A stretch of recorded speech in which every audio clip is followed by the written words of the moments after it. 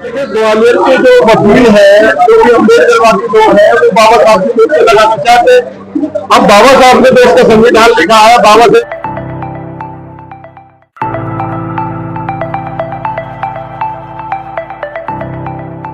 देखिए, ग्वालियर के जो वकील है, जो भी अम्बेडकरवादी लोग हैं, वो बाबा साहब की मूर्ति लगाना चाहते हैं। अब बाबा साहब ने देश का संविधान लिखा है। बाबा साहब देश के नायक है, उनकी मूर्ति लगाने में क्या दिक्कत है? जब आज हम मनु को मानते नहीं, मनु का कोई मतलब नहीं है, कोई विधान नहीं है, उनकी मूर्ति लगी हुई राजस्थान के हाई कोर्ट में गई है, मनु की मूर्ति लगी हुई है। अब बाबा साहब की मूर्ति क्यों नहीं लग सकती? जो बाबा साहब को मानने वाले लाखों करोड़ अनुयायी है, अगर बाबा साहब की मूर्ति लगाने जाते कहीं भी लगा सकते, तो सरकारी में कार्यालय में बाबा साहब की मूर्ति लगी हुई है। तो जो गलत लोग हैं, उन लोगों के लिए जवाब होगा कि हाँ, बाबा साहब की मूर्ति लगेगी और लगती रहेगी। हम लोगों ने झबरेड़ा विधानसभा के गांव पनियाला चंदापुर हाईवे पर आजाद समाज पार्टी के कार्यालय पर मीटिंग का आयोजन कराया, जिसमें समस्त साथी उपस्थित रहे। आदरणीय भीम आर्मी के राष्ट्रीय अध्यक्ष विनय रतन सिंह जी के द्वारा एक आदेश हम लोगों तक पहुंचा है। आने वाली 24 तारीख को ग्वालियर हाईकोर्ट में जो बाबा साहब डॉक्टर भीमराव अंबेडकर जी की प्रतिमा को लेकर विवाद चल रहा है, कुछ लोग ये चाहते हैं कि डॉक्टर अंबेडकर साहब की प्रतिमा हाईकोर्ट के अंदर ना लगे।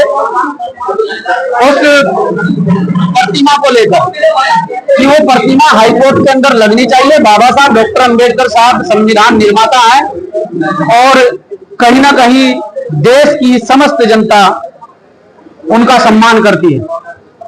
कुछ चंद लोग जिनके अंदर जातिवाद कूट कूट कर भरा हुआ है, वो लोग बाबा साहब डॉक्टर अंबेडकर साहब को सिर्फ और सिर्फ दलितों का नेता मानते हैं, जबकि बाबा साहब डॉक्टर अंबेडकर साहब ने देश में रहने वाले प्रत्येक नागरिक के लिए काम किया है, राष्ट्र के लिए काम किया है।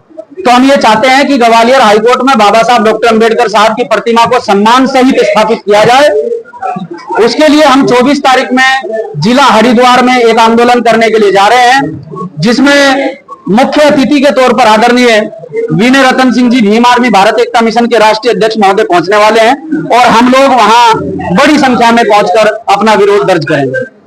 वहीं हाईकोर्ट के कुछ अधिवक्ता हैं जो शायद अपने आप को सर्वे सर्वा मानते हैं, जो बाबा साहब डॉक्टर अंबेडकर साहब के लिखे संविधान पर टिप्पणी करते हैं, बाबा साहब डॉक्टर अंबेडकर साहब के चरित्र पर टिप्पणी करते हैं और बाबा साहब डॉक्टर अंबेडकर साहब के संविधान को नहीं मानते हैं। मुझे ऐसा लगता है कि आज वो हाई कोर्ट में जो वकीलों का कार्य कर रहे हैं, आज वो वहां पर उस कुर्सी पर बैठे हैं, तो ये बाबा साहब डॉक्टर अंबेडकर साहब की देन है। अगर बाबा साहब डॉक्टर अंबेडकर साहब ना होते तो शायद उन लोगों को ये कहने का मौका ना मिलता। जब तक प्रतिमा स्थापित नहीं होगी, जब तक हमारा विरोध जारी रहेगा।